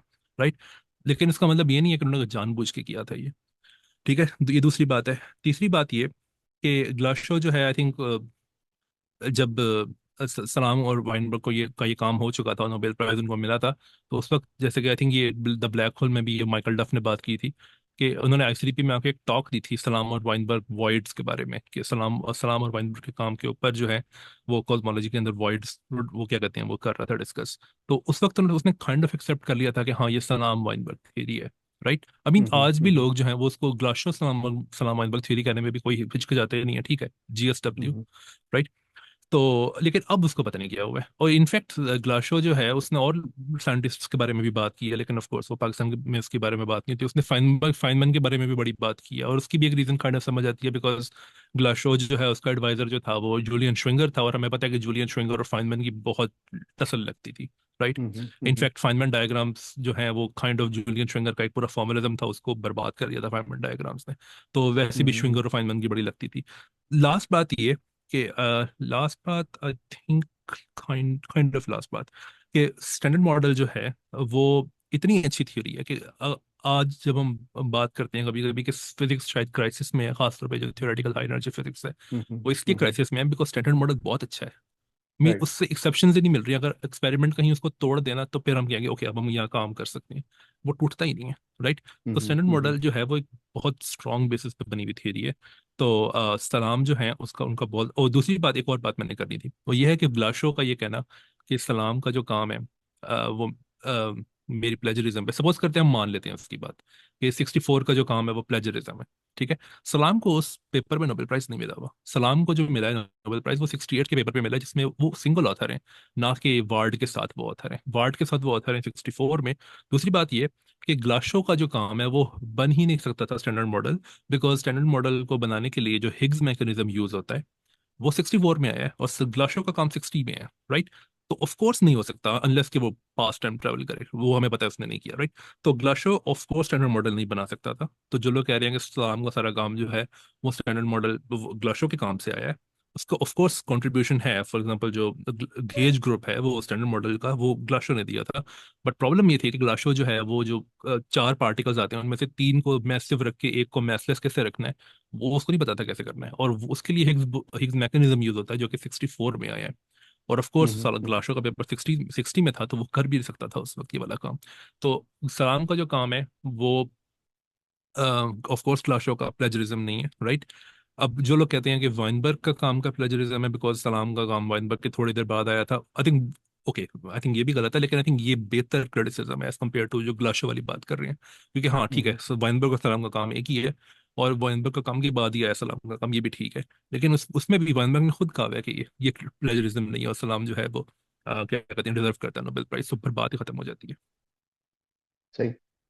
और एक चीज जो अभी पहले बात हो रही थी कि साइंसदान भी इंसान होते हैं। साइंसी तहकीक का जो पूरा इंफ्रास्ट्रक्चर है, पूरा जो सिस्टम है, उसमें भी कंपटीशन होता है, उसमें भी पॉलिटिक्स होती है, उसमें भी इंसानी जज्बात शामिल होते हैं। कुछ लोग जो हैं वो आपस में कंपैटिबल नहीं होते, इस वजह से उनका आपस में झगड़ा रहता है। कुछ ये होता है कि ये इसको क्यों रिकग्निशन मिल गई। तो ये सब चीजें चलती हैं, लेकिन ये नॉर्म है। आप किसी भी फील्ड में जाएं ये चीजें होती हैं। लेकिन एक बहुत बड़े कंट्रीब्यूशन को हम सिर्फ इसलिए रद्द नहीं कर सकते कि वहाँ पे ग्राशो को रिकग्नाइज नहीं किया था या अपना रिकमेंडेशन खुद लिखा था। आपने जैसे हजान आपने बताया कि ये सब चीजें जो है नॉर्म है, यानी अपनी रिकमेंडेशन खुद लिखना या रिकमेंडेशन लेटर दूसरों से लिखवाना। ये आपने भी सब ये एडमिशन प्रोसेस से गए हैं मास्टर्स पीएचडी के लिए, मैंने भी ये किया है। तो recommendation letter is part of the process के जो एवेल्युएट कर रहे हैं उनको हर मुमकिन तरीके से वो चाहते हैं कि इंफॉर्मेशन मिले कि उनके जो पीयर्स हैं वो इस शख्स के बारे में क्या सोचते हैं। तो रिकमेंडेशन लेटर जो है वो is very much part of the process, right. और ये जो छोटी मोटी जो रंजिशें होती हैं, इनसे बड़ा काम जो है वो मुतासर नहीं होता। बड़ा काम जो है वो रिकग्नाइज खुद हो जाता है, इसलिए कि पूरी दुनिया के साइंसदान उसको रिकग्नाइज करते हैं। अब डॉक्टर साहब ने जो पेपर लिखा था ये 60 में लिखा था, 79 में उनको नोबेल इनाम मिला, इसलिए कि जो काम उनका था वो थ्योरेटिकल था। और फिजिक्स में ये स्टैंडर्ड प्रैक्टिस है, थ्योरेटिकल काम की जब तक वैलिडेशन ना हो डाटा से यानी ऑब्जर्वेशन से, उस वक्त तक वो काम जो है वो एटलीस्ट नोबेल के लिए रिकग्नाइज नहीं होता। बिकॉज वो जो डॉक्टर आकिफ आप बात कर रहे थे कि एक थ्योरी होती है जो आप प्रपोज करते हैं, जो उसको मतलब थ्योरी उस वक्त नहीं कहते, उस वक्त उसको आप हाइपोथेसिस कहते हैं। लेकिन फिर थ्योरी की जो वैलिडेशन है वो डाटा से होती है, और ये नहीं होता कि ये थ्योरी है हमने इसको साबित करना है। जब आप डाटा कलेक्ट करते हैं you are actually trying to disprove जो मफरूजा है या जो हाइपोथेसिस है। और सैकड़ों मफरूजे जो हैं वो इस तरह से उस लेवल तक पहुंचते नहीं, क्योंकि वो गलत साबित हो जाते हैं। और बाकी जो बचता है, जिसको आपने हजारों लाखों एक्सपेरिमेंट किए हैं लेकिन आप उसको गलत साबित नहीं कर सकते, because it is true. Data जो है वो खुद बता रहा है कि ये आप किसी भी तरह से वो मेजरमेंट करें वो गलत साबित नहीं हो रही, तब आके उसको आप थ्योरी कहते हैं। तो ये जो स्टैंडर्ड मॉडल बना है, और हसन आप अभी जो बात कर रहे थे कि it is so hard to make progress because it's such a good model कि हमारे पास इस वक्त जो टेक्नोलॉजी है उससे हम जो मेजरमेंट ले सकते हैं उनमें कोई डिस्क्रिपेंसी नजर नहीं आती, विच मीन्स कि it's a very very solid theory, right. तो ये हजारों लाखों एक्सपेरिमेंट से ये एस्टैब्लिश होती है थ्योरी, और वो फिर अगर किसी थ्योरेटिकल पेपर की बेस पे ये अब साबित हो रहा है कि ये जो मफरूज़ा था दुरुस्त था, तब उसको थ्योरी कहते हैं और तब वो नोबेल इनाम मिलता है। तो 20 साल डॉक्टर साहब ने इंतजार किया है उसकी जो थ्योरी थी उसकी वैलिडेशन का। नहीं, और 10 इस प्रोसेस में, दस हाँ जी, हाँ जी, हाँ 10 साल। राइट, सॉरी, 10 साल। उस सारे प्रोसेस में अगर कहीं कोई हल्का सा भी सुकम होता तो वो बिल्कुल सामने नजर आ जाता। तो ये साइंसदान जो डॉक्टर साहब के काम की इतनी इज्जत करते हैं, इतनी रिकग्निशन देते हैं, वो बिला वजह नहीं है। ये मतलब बिल्कुल रोज़े रोशन की तरह अयां है कि उनका काम जो था वो किस कदर बुनियादी था। अच्छा, यहाँ पर एक राइट। और अहम बात है कि जी जो डॉक्टर सलाम और वाइनबर्ग का जो काम था, मेरी तो ये फील्ड नहीं है, हसान इस पे बेहतर बता सकते हैं, लेकिन एक जो जनरल ऑब्जर्वेशन है, कॉमन सेंस की बात है, वो ये है कि उनको खुद ये इल्म नहीं था कि उनका काम इतना इम्पोर्टेंट है कि उसको कल को नोबेल प्राइज़ मिल सकता है। वो तो हम्म 1971 में एक और पेपर कोई आया था जिसने उस काम को किया था, चेक किया था, जो फिज़िक्स वगैरह वगैरह फिज़िक्स के लोग हैं वो बता सकते हैं। उसके बाद उस काम की इम्पोर्टेंस बढ़ी थी। तो ये कहना ही जो है इंतहाई बेबुनियाद होगा कि वो लोग आपस में उस वक़्त किसी एक टसल में और जंग में थे कि हम हमारा काम पहले पब्लिश हो जाए, उसको साइट नहीं करना, और ये ज़्यादा हमने नोबेल जीतना है तो जी कोई मुकाबलेबाज़ी का रुझान, अगर उनको उस पेपर की, उस काम की इम्पोर्टेंस ही नहीं पता थी, तो वो कैसे इस तरह का वो कर बिल्कुल सकते थे। और बिल्कुल। दूसरी राइट। बात ये है कि जो पेपर्स का होता है, उस वक़्त तो ना गूगल था और ना वेब ऑफ साइंस था, ना स्कोपस था कि आप अपनी फ़ील्ड में पेपर सर्च कर सकें, जिस तरह हसन ने बताया। अभी तक बाज़ औक़ात इस तरह से होता है। मैं आपको पर्सनल 2-3 एक्सपीरियंसेस बताता हूँ कि 2 दफ़ा हमारे साथ इस तरह हुआ है कि हम एक काम मुकम्मल कर चुके थे, पेपर भी लिख चुके थे, और जब हम उसको पब्लिश करवाने वाले थे, तो हमने देखा कि वही काम जो है हम्म पब्लिश हो चुका है, या हम्म उस वक़्त पब्लिश हुआ है जब हम उस काम को कंप्लीट कर चुके हैं, बिल्कुल हूबहू वही काम। तो फिर राइट हमें वो काम रिट्रैक्ट, एक दफ़ा तो हमें रिट्रैक्ट करना पड़ा कि हमने वो सारा काम, हम्म अपने 1 साल की मेहनत जो हमारी थी, वो पेपर लिखा हुआ था, उसको हमने फिर साइड पर कर दिया कि बस छोड़ दो, ये काम नहीं। और मेरा प्रोफ़ेसर जो है वो हमेशा जो एडवाइज़र था उसमें पीएचडी में, वो कहता था कि ये काम अगर हो गया है, वो नॉवेल नहीं है, तो हम उसको परस्यू नहीं करेंगे। और फिर एक दफ़ा इस तरह से हुआ हमारे साथ कि हमने एक काम था वो कंप्लीट कर लिया, और वही काम जो है पब्लिश हो गया। अब जो बंदा पब्लिश करता है, वो पब्लिकेशन का प्रोसेस भी कोई इतना जल्दी नहीं होता कि आपने जर्नल को भेजा है, उसने फ़ौरन उसको पब्लिश कर दिया। जब आप उसको भेजते हैं किसी जर्नल को, आप कोई भी पेपर उठाकर देख लें, उसके ऊपर लिखा होता है कि date when paper was received, date when it was accepted, date when it came online.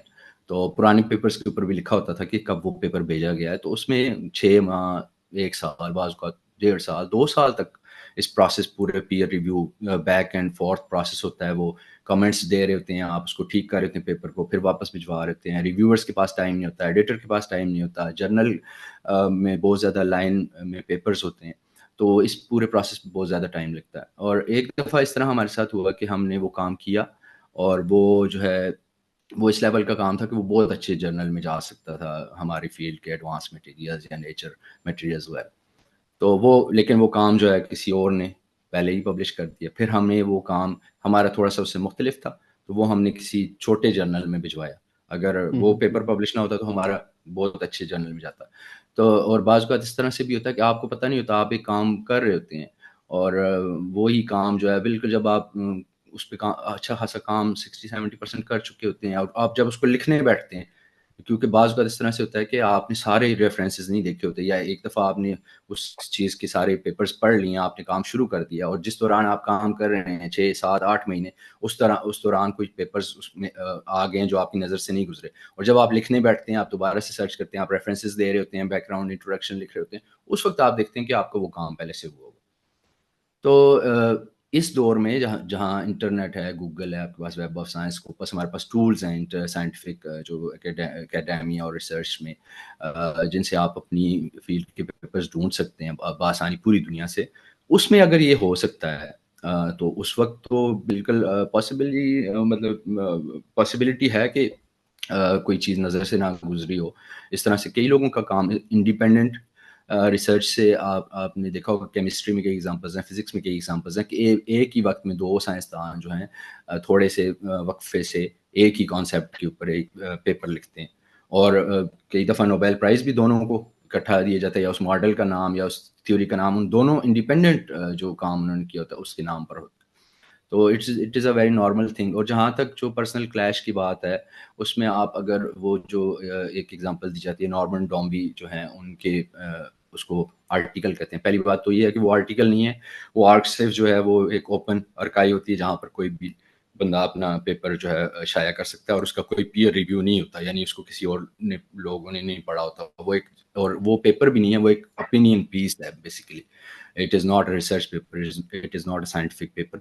और उसके अंदर क्लियरली उन्होंने एंड पे लिखा हुआ है कि I thank Glashow for help in writing this paper, यानी कि उन्होंने ग्लाशो के साथ मिलकर जो है वो चीज़ लिखी थी। और फिर ग्लाशो ने बाद में जो अपना इंटरव्यू दिया था, जो 2019 में एपीसी की वेबसाइट पर पब्लिश हुआ था, उसमें वो उसी पेपर का हवाला दे रहे हैं। तो ये एक दूसरे को कोट कर रहे हैं, जिसको आप कह सकते हैं कि माय वर्ड अगेंस्ट योर्स। जबकि ग्लाशो की अपनी जो स्पीच थी नोबेल प्राइज जीतने के वक्त की, उसमें वो खुद डॉक्टर सलाम के काम को सराह रहे हैं, और बेसिकली जो उनका अपना वाइनबर्ग के साथ जो क्लैश था, तो उसकी वजह से इस तरह से जो है साइंसदानों के दरमियान में, जिस तरह आपने कहा, पर्सनैलिटी क्लैश और बहुत सारी, और इंसान है ज़ाहिर है, हम सारे भी, तो ये लोग ये भी एक्सपेक्ट करते हैं ना, एक हाई पेडेस्टल पर रखा होता है कि बिल्कुल नहीं जी राइट परफेक्ट होंगे, we are not perfect right people, we are ordinary human beings. तो वो भी इस तरह से ऑर्डिनरी ह्यूमन बीइंग्स हैं, उनके दरमियान ये इस तरह से हो जाता है। तो जो उनका आपस में जो क्लैश था, वो कोई कोई मायने नहीं रखता, जिस तरह आपने कहा कि जो बिगर वर्क होता है। फिर मैं आपको एक पर्सनल एग्जांपल दूंगा कि हमारी लैब में इस तरह से, जब मैं पीएचडी कर रहा था, तो मेरे कुछ दोस्त थे, उनके साथ हमारी जो है किसी बात पे आर्गुमेंट हो गया थोड़ा बहुत, तो वो कीना उन्होंने अपने दिल में रख दिया। तो हमारी लैब में एक मेरा जो ग्रुप था, जो काम था, वो बिल्कुल सेपरेट था, और वो मेरी फील्ड जो थी, मैंने फर्स्ट टाइम उस पर काम कर रहा था लैब में।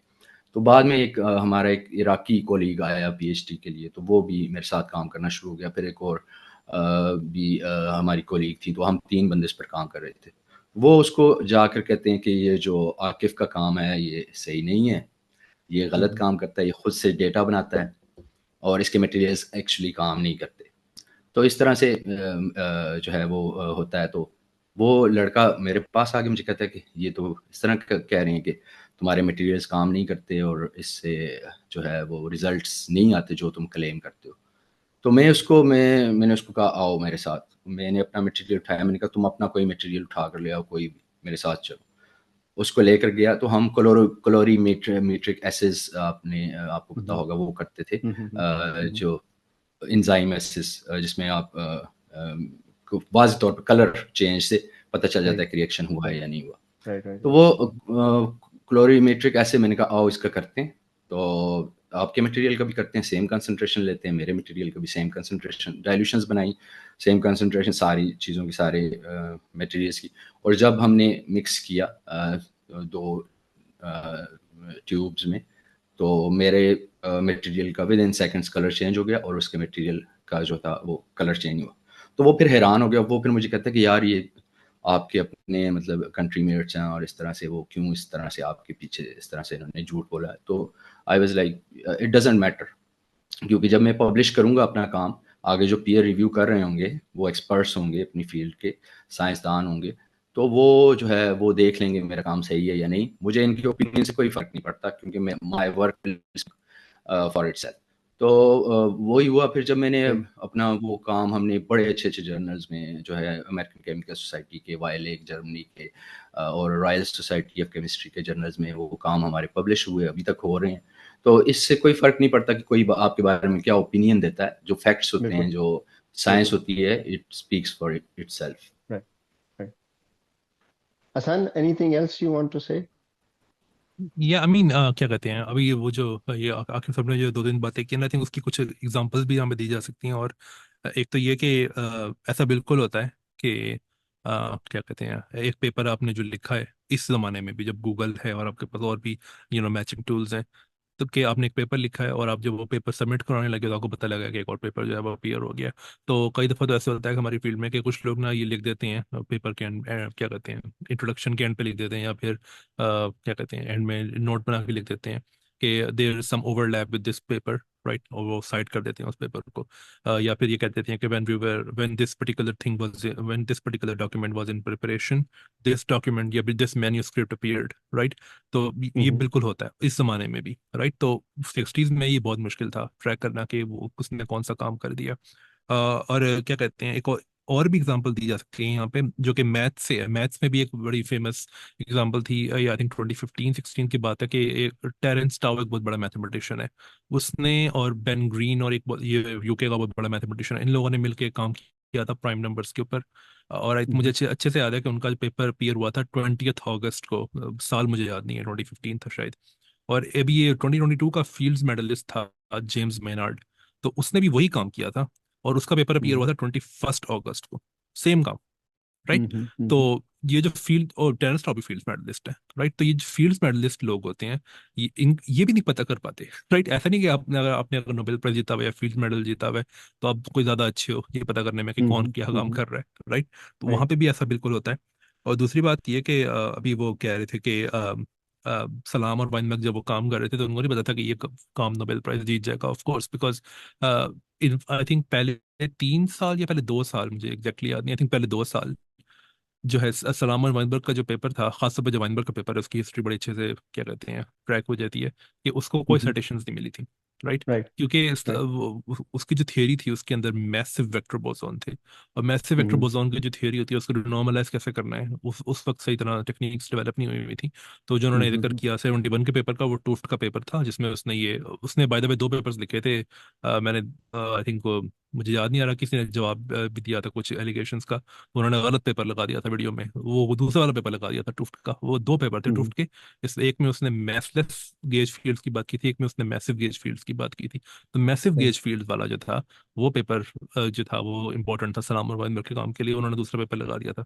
एनीवे, तो वो उस पेपर के बाद जो है उनको पता, लोगों को समझ आया कि ओके ये काम जो है कितना इंपॉर्टेंट हो सकता है सलाम और वाइनबर्ग का। हम्म और एक और बात ये कि कई दफ़ा ऐसे होता है कि लोग सेम टाइम पे चीज़ें डिस्कवर करते हैं। फर्मी डिराक स्टेटिस्टिक्स जो है फर्मियंस के लिए, उसमें एक पेपर हम्म बड़ा, सॉरी, एक लेटर बड़ा मशहूर है कि वो फर्मी ने डिराक को लेटर लिखा था कि तुमने जो पेपर में काम किया ना ये मेरा काम है, राइट। तो फिर क्योंकि डिराक ने भी काम किया, फिर इसको पहले फर्मी स्टेटिस्टिक्स कहते थे और फिर अब इसको फर्मी डिराक कहते हैं क्योंकि दोनों ने सेम ही काम किया था। तो इवन जो हम्म बिगेस्ट क्या कहते हैं लेवल पे लोग होते हैं, वो भी उनके साथ भी ऐसा होता है कि वो एक काम जो कर रहे होते हैं उनको पता नहीं होता कि एक और बंदा भी यही काम कर रहा है। तो और मैंने सस्किन की एग्जांपल भी दी थी, ओके, वो सखर ऑफ हम्म कंडीशंस वाली एग्जांपल। तो सही ये सही हमेशा से होता है, इस वक्त में भी होता है जब हमारे पास ये सारे टेक्निक्स हैं, ये सारे टूल्स हैं। बिल्कुल तो ये कोई ऐसी चीज़ नहीं है जो कि क्या कहते हैं अनहर्ड ऑफ है। आई मीन जो लोग काम करते हैं इन चीज़ों पे उनको पता है ये चीज़ें होती रहती हैं। जो right the thing is that के जिन लोगों को नहीं पता, जो एकेडमिया में नहीं है, उनको ज़्यादा आसान है कन्विंस करना कि ये कोई क्या कहते हैं एबनॉर्मल चीज़ हो गई है।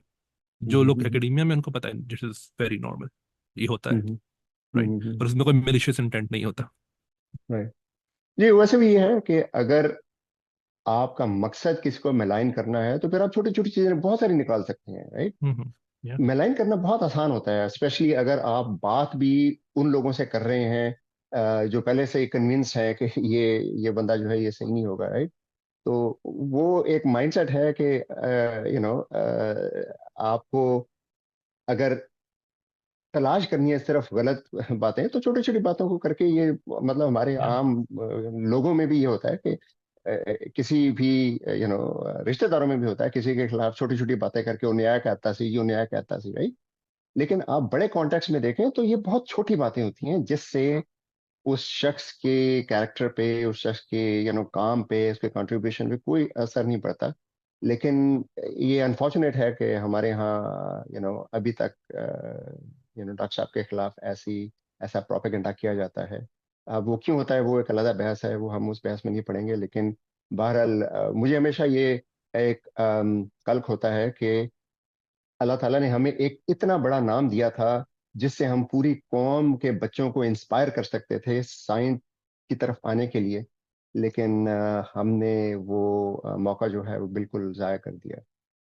तो डॉक्टर साहब, एनी लास्ट जी words you want to say? मुझे याद है कि हम 90s में जब फिजिक्स की बुक्स पढ़ते थे 9th 10th की, तो उसमें बाकायदा एक जो मुस्लिम साइंटिस्ट की कंट्रीब्यूशन में डॉक्टर अब्दुल सलाम का नाम था और पैराग्राफ उसमें लिखा होता था। उसमें अगरचे कि वो उसको मुतनाज़ा नहीं, एक न्यूट्रल सा पैराग्राफ था और उसमें उनकी कंट्रीब्यूशन और पाकिस्तान के लिए जो वर्ड थी वो हम we grew up with that, but that was later removed from the books after 2000।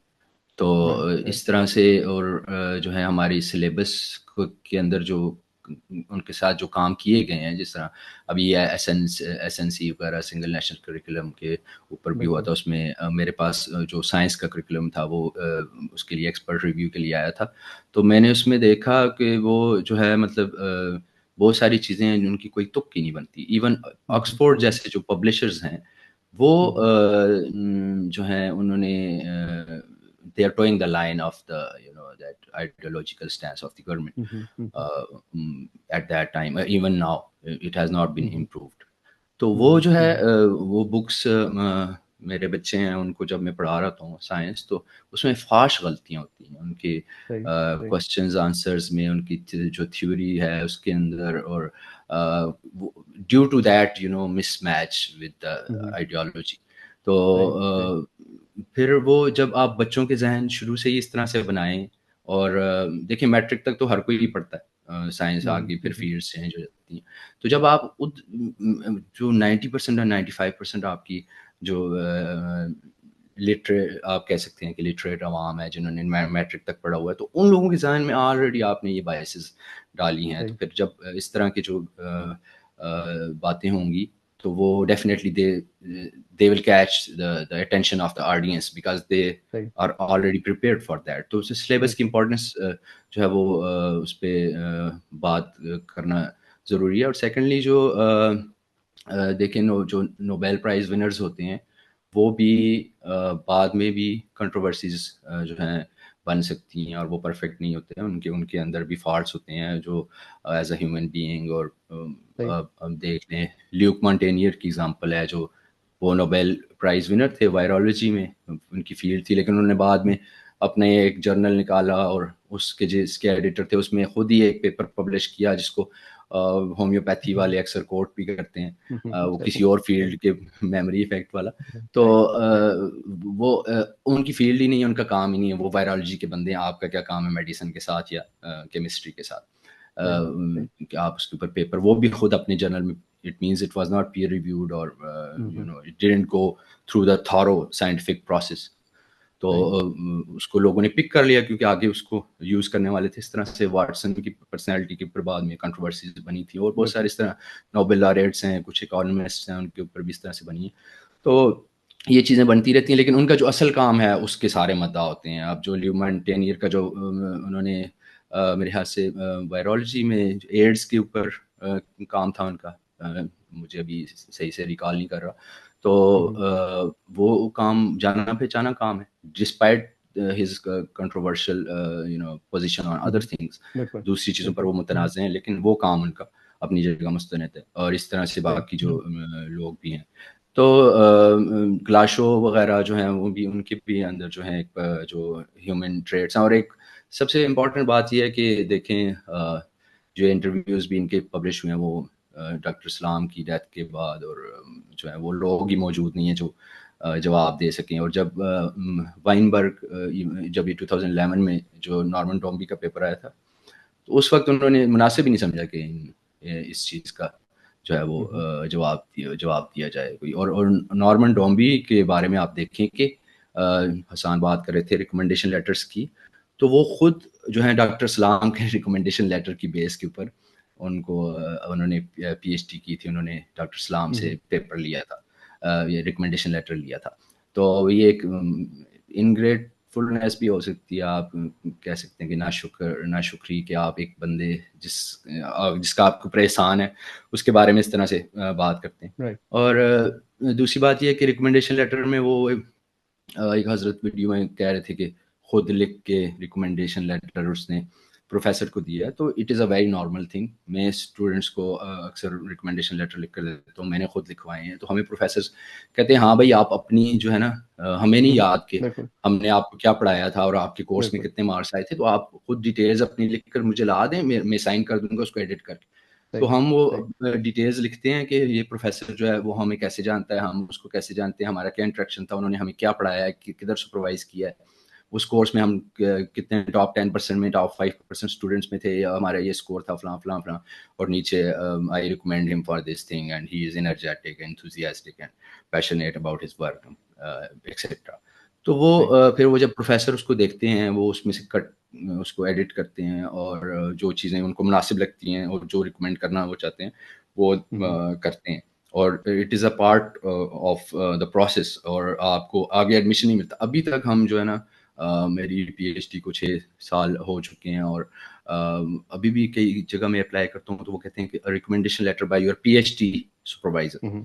तो मेरे राइट पीएचडी जो राइट एडवाइजर है उसका रिकमेंडेशन लेटर अभी तक जॉब्स के लिए मुझे रिक्वायर्ड होता है, वो मैंने एक दफ़ा बनवाया हुआ है। हम्म और बाज़ बात इस तरह से होता है कि बाद में आपको वो कहते हैं कि हमें कॉन्फिडेंशियल रिकमेंडेशन लेटर चाहिए, सही और वो आपको सही लिंक देते हैं कि ये या आप ईमेल उनको देते हैं अपने प्रोफेसर्स की, वो उनको ईमेल करके कहते हैं कि इस बंदे के बारे में हमें ये क्वेश्चंस हैं, इनके आंसर्स लिख कर दो, एक पैराग्राफ लिख कर दो, ये रिकमेंडेशन लिख कर दो। यानी वो कॉन्फिडेंशियल होता है, आपको पता ही नहीं होता कि आपके प्रोफेसर ने सही आपके बारे में क्या रिकमेंडेशन दी है। सही तो ये सारी चीज़ें जो हैं ये साइंटिफिक प्रोसेस का हिस्सा हैं, जब आप लोगों के जहनों में प्री कंसीव्ड नोशंस होती हैं और वो रेडी होते हैं इस तरह की चीज़ों को एक्सेप्ट करने के लिए। अभी मैंने एक रिसेंटली वो आर्टिकल भी लिखा था, आपने देखा होगा कि कंस्पिरेसी थ्योरीज जो हैं वो कैसे जी जी साजिशी राइट नज़रियात फैलते हैं, तो उसकी राइट राइट साइकोलॉजिकल रीजंस होती हैं, सोशल रीजंस, पॉलिटिकल रीजंस होती हैं। तो वो सही ऑलरेडी प्री कंसीव्ड नोशंस जब लोगों के जहनों में होंगे तो इस तरह का प्रोपेगेंडा और इस तरह की कॉन्स्पिरेसीज जो एग्जैक्टली हैं वो ईजिली राइट फैलती हैं।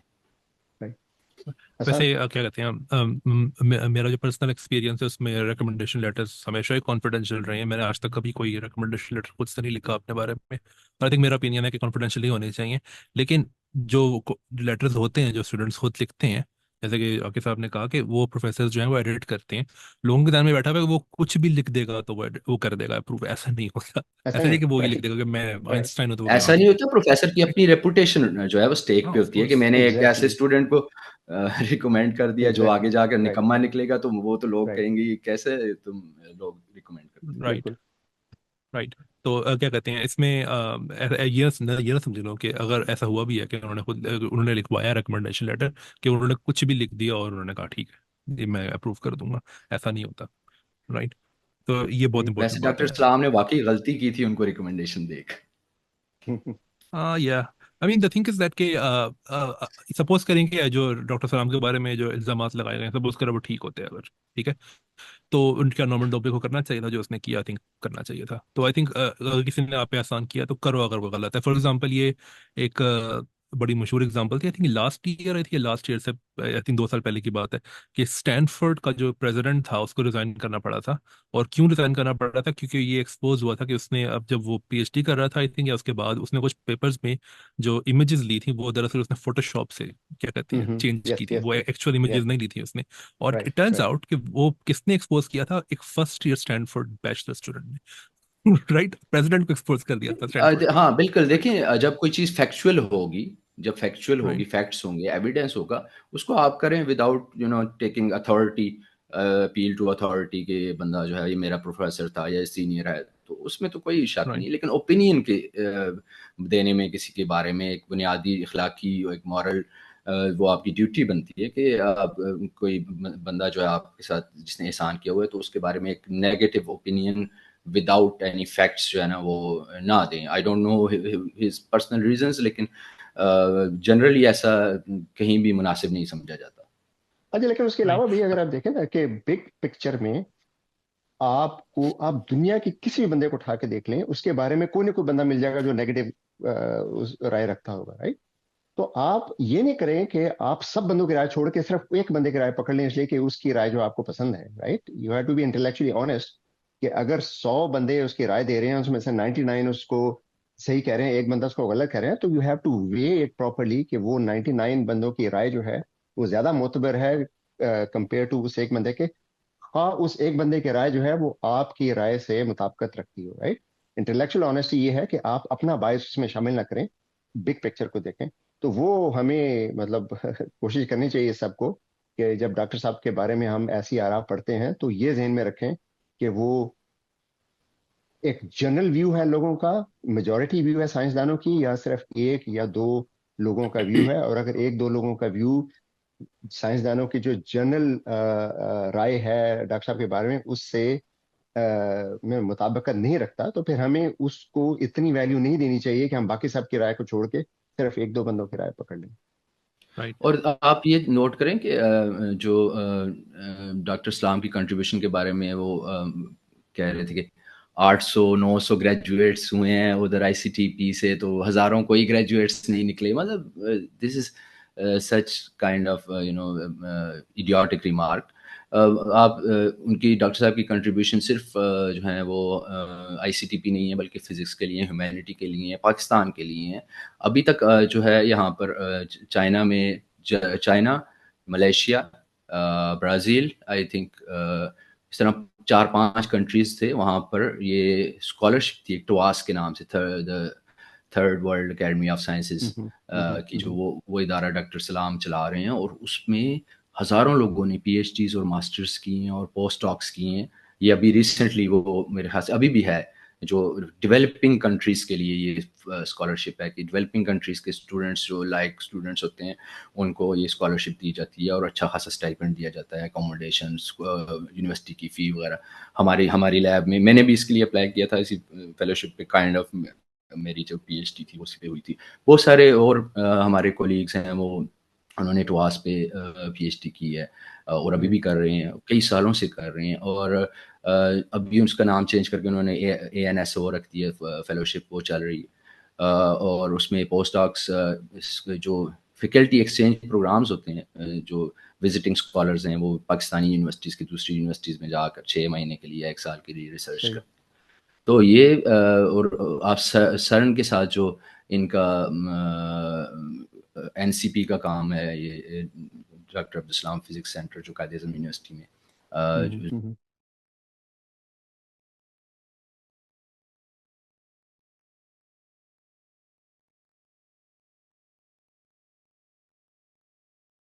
तो ये चीज़ें सारी जो छोटी बातें नहीं है, बहुत बड़ी कंट्रीब्यूशन है। और इस तरह के जो कुछ इल्मी बौने जो हैं वो कुछ वीडियोस बनाकर इस तरह की बातें करके किसी भी साइंसदान की इतनी बड़ी कंट्रीब्यूशंस को नुकसान नहीं पहुंचा सकते। लोग यकीन कर लेते हैं, प्री कंसीव्ड नोशंस होती हैं, इसीलिए मेरा ख्याल है बात करनी ज़रूरी है कि लोगों को हकायक पता चल सकें और वो साइड पता चले जो कि कॉमनली उनको नहीं बताई जाती, ना मीडिया में, ना सिलेबस के थ्रू, और ना ही लोग भी अमूमन एहतियात करते हैं बात करने में जिस तरह के पाकिस्तान के हालात हैं। तो ये एक हमारा फ़र्ज़ बनता है कि लोगों तक हकायक और शवायद पहुँचाएं। बिल्कुल। राइट। मैं क्या लग रहा कि जैसे आप लोग पहले बात कर रहे थे ना कि कोई भी आप इंसान को ले आए, उसको मलाइन कर अगर आपने करना है तो वो किया जा सकता है। मैं चैलेंज करता हूँ, मुझे कोई भी साइंटिस्ट का नाम बताओ जो मशहूर साइंटिस्ट है, मैं आपको उनके बारे में कोई ऐसी बात बता सकता हूँ जो कि बहुत नेगेटिव होगी। राइट। क्योंकि ऐसा होता है, वो इंसान है सबके सब। तो अगर सपोज करो किसी ने डॉक्टर सलाम को मलाइन करना है, अब ये शायद बात कुछ लोगों को अच्छी ना लगे, मैं कहता हूँ बड़ा आसान है डॉक्टर सलाम को मलाइन करना। आई थिंक मैं समझता हूँ उनकी शख्सियत में कुछ ऐसी चीजें थी जिनको यूज करके इनको मलाइन किया जा सकता है बड़ी आराम से, लेकिन उनके Yep. काम को मलाइन नहीं किया जा सकता। आई डोंट थिंक उनके काम को मलाइन किया जा सकता है। मैं आपको एक और एग्जांपल देता हूँ। फ्रिट्ज हाबर एक नाजी था, ठीक है। फ्रिट्ज हाबर एक बहुत well known chemist, Nobel laureate है। बट वो इंसान है जिसकी वजह से आज हम लोग खाना खाते हैं, क्योंकि जी, अगर वो ना होता तो फर्टिलाइजर्स ना होते और इतनी फूड प्रोडक्शन नहीं जी। हो सकती, लेकिन वो नाजी था। राइट। तो अब अगर आप उसके इस काम को ले लो कि वो नाजी था, तो उसकी ये वाली जो कंट्रीब्यूशन है जिसकी उसकी वजह से हमें खाना मिलता है, वो भी फारिग हो जाएगी। ऐसा नहीं होगा, उसकी वजह से हमें राइट। मिलता है खाना, हाँ, लेकिन वो नाजी था। 8 अरब राइट। लोग हैं, उसमें एक बड़ी वजह जो है वो ये हैबर्स प्रोसेस की, फर्टिलाइजर्स और फूड सही। फूड की अवेलेबिलिटी है। सही। राइट। चलिए sir, let's try to wrap it up. Any last minute comments doctor साहब? We start with you. जी बस यही कहना चाहूँगा कि जब भी हमारे सामने कोई इस तरह की बात आए तो मेरा ख्याल है कि हमें जो है अपनी बायसेस को, अपने जो प्री कंसीव्ड नोशंस हैं या इत्तेकादात हैं, उनको साइड पर रखकर हक़ाइक़ और शवाहिद को देखना चाहिए एक दफ़ा, और खुले दिल के साथ, खुले दिमाग के साथ सोचना चाहिए कि और जो बंदा ये बात कर रहा है उसके बारे में भी सोचना चाहिए कि वो क्यों ये बात कर रहा है, और उसके बाद ही हमें कोई फ़ैसला करना चाहिए। Just jumping on the conclusion is not a very good thing. उससे बहुत नुकसान पहुंच सकता है जो है इल्मी चीज़ों को और आपकी आने वाली नस्लों को। सही। हसन? मैं भी आई थिंक यही बात कहूँगा कि अगर इस तरह की कोई चीज़ें आपके सामने आए तो क्या कहते हैं, रिसर्च कर लिया करें बस। बस यही कहूँगा राइट। मैं कि आप सिर्फ इसलिए ना किसी, इंक्लूडिंग अस, हमारी किसी भी बात को या किसी की भी किसी बात को सिर्फ इसलिए ना मान लें क्योंकि आप उस बंदे को पसंद करते हैं। डजेंट मैटर कि आप कितना बिल्कुल। पसंद करते हैं किसी इंसान को, वो जो भी कह रहा है या कह रही है उसको रिसर्च करें। बाय द वे, मैं थोड़ी देर पहले कह दिया, वो नाजी था, वो जर्मन नेशनलिस्ट था और उसने वॉर क्राइम्स किए थे खाबर ने, नाजी नहीं था वो, हम्म, क्योंकि वो बात की बात। एनीवे, मैंने बस ये कहना था, आप रिसर्च कर लिया करें। आपको अगर आपको कोई भी कुछ बताए तो, सही। इंक्लूडिंग मी एंड हम तीनों के बिल्कुल। समेत। बिल्कुल। तो बहुत शुक्रिया। बस यही आखिर में कहना चाहूँगा कि आप दोनों ने जो बात की उसको मैं रिपीट कर रहा हूँ कि हम जब हकायक को देखते हैं तो हमें, हमारी ये अखलाकी जिम्मेदारी है कि अपने तासुबात से हटकर हकायक को देखें। हाँ, वो बात हमें अच्छी लगती है नहीं लगती, लेकिन हमें हकायक को देखना है। और उसके लिए किसी एक शख्स का बयान जो है वो काफ़ी नहीं होता। हमें बिग पिक्चर में देखना चाहिए कि उस फील्ड के लोगों की, या जिस मामले पे बात हो रही है, उस मामले के जो एक्सपर्ट्स हैं उनकी मेजॉरिटी ओपिनियन क्या है। उस तरह से हमें पता चलता है कि हकायक क्या है। एक शख्स जो हमें वैसे अपील करता है, वो हो सकता है कि वो गलत बात कर रहा हो सकता है कि वो दयानतदारी से वो गलत बात कर रहा हो, ये भी हो सकता है कि वो बदयानती से गलत बात कर रहा हो। लेकिन किसी शख्स की राय को, चाहे मेरी हो, आपकी हो, डॉक्टर सलाम की हो, किसी भी शख्स की हो, एक शख्स की राय को कभी आप वैल्यू नहीं देते। साइंटिफिक जो काम है उनका, वो उनकी राय नहीं है, वो उनकी पर्सनैलिटी नहीं है, उसका उनके अकायद से या उनके नेशनलिज्म से या उनके जेंडर से कोई ताल्लुक नहीं होता। वो मरूजी हकायक होते हैं जो साइंटिफिक कम्युनिटी डिसाइड करती है कि वो सही है गलत है। वो कोई शख्स जो है वो बाद में वीडियो बना के उसको सही या गलत नहीं करता। बहरहाल, डॉक्टर साहब का बहुत शुक्रिया, हसान आपका बहुत शुक्रिया। तुम कुछ कहना और चाह रहे हैं? जी, जी कदीर जरूर। साहब, एक छोटी सी एडिशन करूंगा। एक बुक है जरूर। The death of expertise, Tom ji. Nichols की। तो वो जी। मैं ऑडियंस को जो है ना वो रिकमेंड करना चाहूँगा कि आप वो पढ़ें। उसमें ये जरूर। इसी हवाले से जो हम बातें कर रहे हैं, आपको जरूर। मज़ीद तफसील से अच्छी बातें मिल सकती। जी। जी तो आपसे दरख्वास्त है, हम जब ये वीडियो साइंस की दुनिया पे लगाएंगे तो वो फिर कमेंट में आप वो लिंक दे दीजिएगा किताब का, ताकि अगर किसी को ज़रूर। किताब देखना हो तो वो उस लिंक से वो इंफॉर्मेशन हासिल कर सकें। बहरहाल, बहुत शुक्रिया आप लोगों का। और साइंस की दुनिया के मेम्बरान से मेरी दरख्वास्त है कि इस वीडियो को आप गौर से सुनिएगा। एक्सपर्ट्स ने जो डॉक्टर साहब के बारे में बताया है, उनके कंट्रीब्यूशन के बारे में, उसको स्टडी कीजिएगा, खुद भी स्टडी कीजिएगा। डॉक्टर साहब जो हैं हमारे मुल्क का बहुत बड़ा सरमाया है, पूरी दुनिया में उनका नाम का डंका बजता है। तो हमें कम से कम इतनी इंटेलेक्चुअल ऑनेस्टी होनी चाहिए कि हम उनके काम को रिकग्नाइज करें। बहुत शुक्रिया। Thank you.